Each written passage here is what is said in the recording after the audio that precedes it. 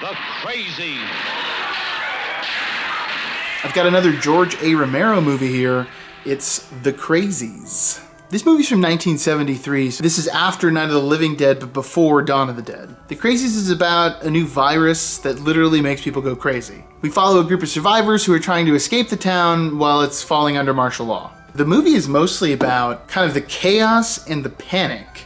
After just watching the 70s Dawn of the Dead too, you can kind of see how this is almost a precursor to that movie in a lot of ways. The beginning of Dawn of the Dead, we have the new studio, everyone's scrambling, trying to figure out what to do, and a lot of this movie feels like that scene in Dawn of the Dead.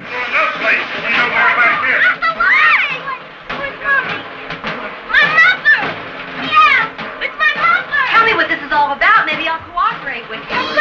What's going on? Please tell me what you're doing. Please. We do have to address some horrendous performances. I think if you're a fan of Romero, then you've kind of grown to love that a little bit. It's part of the appeal of the movie, but I think it's going to be a turnoff for a lot of people. Go on, old man. This isn't anywhere. Hey, shooting at us, Bird. Some bitch shooting at us, Bird. Get in here, boy. Get in here. Shooting at us. Get down. And I think that as a director, he's more about kind of experimenting, and his transitions and editing are very signature. This movie has a lot of interesting little changes and transitions set to music cues. If Trixie jumps that perimeter, this thing could spread over the entire continent. All right. Get me the president.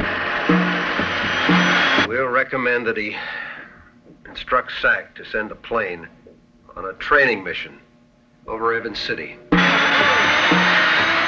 Find out what size weapon it should carry to burn out the infected area.